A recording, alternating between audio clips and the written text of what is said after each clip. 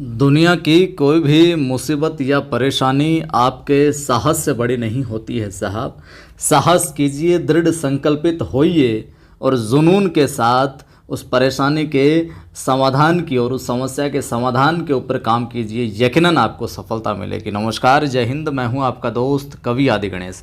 स्वागत करता हूं आप तमाम साथियों का और प्रारंभ करते हैं हिंदी साहित्य इतिहास के जो हमने प्रश्नोत्तरी प्रारंभ कर रखी है उसके 7वें टेस्ट के अंदर, 7वीं क्लास के अंदर व्याख्यात्मक रूप से मैं सवालों को करवा रहा हूँ और वो सवाल करवा रहा हूँ जो विभिन्न परीक्षाओं में है, जो आए हुए हैं और घूम फिर कर आते रहते हैं और कुछ नए सवाल भी यहाँ पर शामिल करता चल रहा हूँ। आपको क्या करना है, मेरा सहयोग करना है। सहयोग इस रूप में करना है कि वीडियो को ज़्यादा से ज़्यादा लाइक करना है, सभी दोस्तों को सभी ग्रुप में शेयर करके बताना कि यहाँ पर निःशुल्क रूप से ग्रेड फर्स्ट और सेकंड की तैयारी करवाई जा रही है। और पहली बार देख रहे हो चैनल को सब्सक्राइब करो। आप सब्सक्राइब करके जो पास में घंटी वाला निशान है उस पर क्लिक करो और ऑल लिखा हुआ है वहाँ पर क्लिक करो ताकि हर वीडियो की सूचना आपको मिलती रहे। टेलीग्राम चैनल भी आप ज्वाइन कर लो। कवि आदि गणेश हिंदी नाम से टेलीग्राम चैनल है जिस पर 6850 के तकरीबन लोग जुड़े हुए हैं। ज्वाइन कीजिए इस चैनल को। यहाँ पर भी मैं सवाल सूचना वगैरह डालता रहता हूँ। साथियों, आपके लिए ग्रेड जो फर्स्ट वाले हैं, सेकंड ग्रेड का तो चल ही रहा है और फर्स्ट ग्रेड हेतु भी ये उपयोगी है। ग्रेड फर्स्ट वाले परीक्षा जो पहले होने वाले और उनके लिए बहुत सारा कंटेंट है मेरे पास और बहुत महत्वपूर्ण बहुत जल्दी जो भी नए टॉपिक वगैरह हैं, कुछ विशेष मुझे आपके हितार्थ लगता है वो भी मैं आपको जल्दी ही आपको यहाँ पर उपलब्ध करवा दूंगा। बस आप तो जुड़े रहो और साथियों को जोड़ते रहो। प्रारंभ करते हैं। पहला सवाल है आज की कक्षा में, इनमें से काशी नागरी प्रचारिणी सभा के संस्थापकों में कौन नहीं है? कौन है जो काशी नागरी प्रचारिणी सभा थे उसके संस्थापक सदस्य नहीं है? इनमें से बाबू श्याम सुंदर दास, ठाकुर शिव कुमार सिंह, राम नारायण मिश्र या फिर रामचंद्र शुक्ल? बताइए साहब, क्या हो जाएगा उत्तर? उत्तर हो जाएगा साहब हमारे यहाँ पर डी। रामचंद्र शुक्ल जो हैं वो काशी नागरी प्रचारिणी सभा के संस्थापक सदस्यों में नहीं है इन विकल्पों में से। देखिए तो कौन कौन से हो गए अपने काशी नागरी प्रचारिणी सभा के संस्थापकों में? अपने जो बाकी है बाबू श्याम सुंदर दास, ठीक है, और ठाकुर शिव कुमार सिंह, राम नारायण मिश्र, ये तो हैं ही हैं। साथ ही काशी नागरी प्रचारिणी सभा की जो स्थापना है, स्थापना की बात करें इसकी हम तो नोट कर सकते हैं आप। स्थापना हुई थी साहब, इसकी स्थापना कब की जाती है? 1893 के अंदर। कब? 1893 ईस्वी में।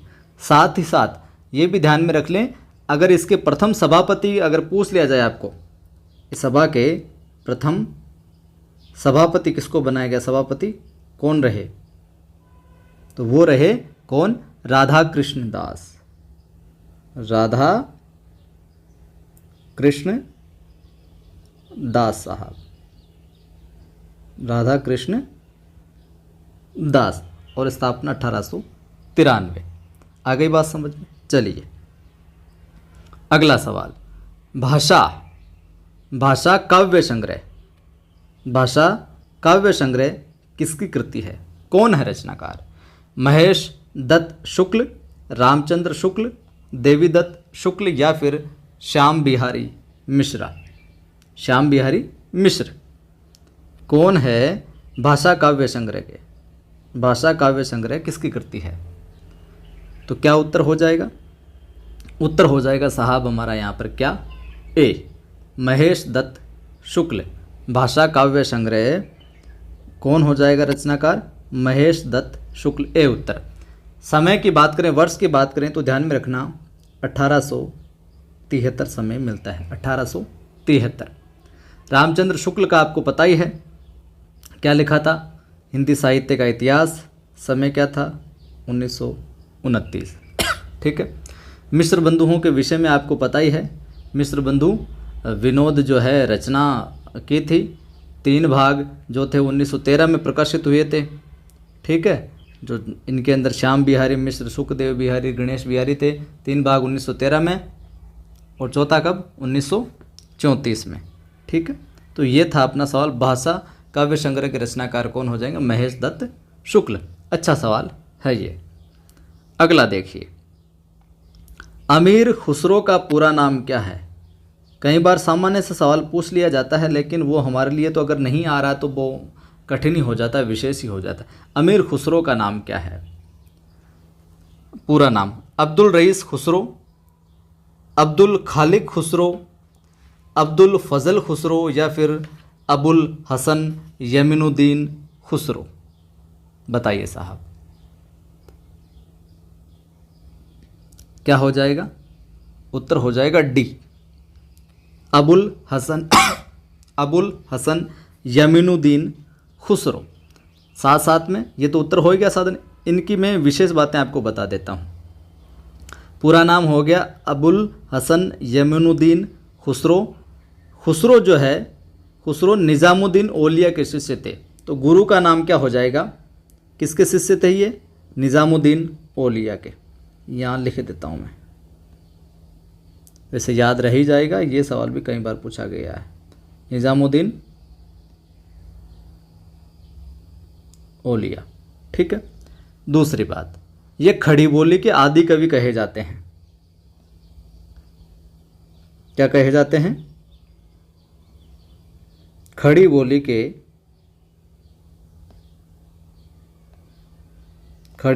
क्या कहे जाते हैं? आदि कवि। खड़ी बोली के आदि कवि भी कहे जाते हैं ये। खुसरो की जो पहेलियां हैं और जो मुकरियां हैं, इनमें उक्ति वैचित्र्य की प्रधानता मिलती है। खुसरो की पहेलियों और मुकरियों में किसकी प्रधानता मिलती है? उक्ति वैचित्र्य की। इनके द्वारा रचित ग्रंथों की हम बात करें तो खालिक बारी। खुसरो के ग्रंथों की बात करें तो क्या नाम आता है? खालिक बारी। सुना होगा आपने। पहेलियाँ, मुकरियाँ, दो सुखने, ये भी सुना होगा आपने, दो सुखने, और गज़ल वगैरह इत्यादि इन्होंने रचनाएं हैं जो की है साहब। ठीक, चलिए, वीडियो अच्छा लग रहा है तो फिर लाइक शेयर कर दें अगर नहीं किया है तो। अगला सवाल है, आपने हिंदी भाषा का उद्भव और विकास ये रचना सुनी थी। आज इस सवाल में रचना है हिंदी भाषा का उद्गम, न कि उद्भव, हिंदी भाषा का उद्गम और विकास के लेखक कौन है साहब? बताइए। हिंदी भाषा का उद्गम और विकास के डॉक्टर नगेंद्र रामचंद्र शुक्ल, हजारी प्रसाद द्विवेदी या फिर डॉक्टर उदय नारायण तिवारी? सीधा सा सवाल है, इसमें कोई डिस्क्रिप्शन नहीं है। वैसे उत्तर हो जाएगा डी, हिंदी भाषा का उद्गम और विकास के लेखक कौन है? डॉक्टर उदय नारायण तिवारी। उद्गम होता है यानी कि उदय होता है, आप इस तरीके से इसको याद रख सकते हैं। उद्गम और विकास आ जाए तो उदय नारायण, उदय ध्यान रखना है आपको, उदय नारायण तिवारी, उद्गम उदय। और हिंदी भाषा का उद्भव और विकास किसकी है वो आप कमेंट करके बताइएगा। ठीक है। अगला सवाल, हिंदी गद्य के उद्भव काल में संस्कृत निष्ठ हिंदी का पक्ष किसने लिया था? जो हिंदी गद्य का उद्भव काल था उसमें संस्कृत निष्ठ जो हिंदी थी उसका पक्ष किसने लिया था? राजा शिवप्रसाद सितारे हिंद ने, ईश्वर चंद्र विद्यासागर ने, गंगा प्रसाद शुक्ल ने या फिर राजा लक्ष्मण सिंह ने? बताइए। बहुत अच्छा सवाल है ये, केवीएस के अंदर, पीजीटी के अंदर पूछा गया है, एनवीएस में पूछा गया है ये सवाल। उत्तर हो जाएगा डी, राजा लक्ष्मण सिंह। राजा लक्ष्मण सिंह जो थे हिंदी गद्य के उद्भव काल में संस्कृत निष्ठ हिंदी का पक्ष धरते, इसका पक्ष लेने वाले थे, या यूं कहें राजा लक्ष्मण सिंह ने पक्ष जो लिया था। ठीक। अगला सवाल आसान है, याद होगा कईयों को, लेकिन भ्रमित हो जाते हैं। फिर से मैं आपको रिमाइंडर करवा देता हूँ।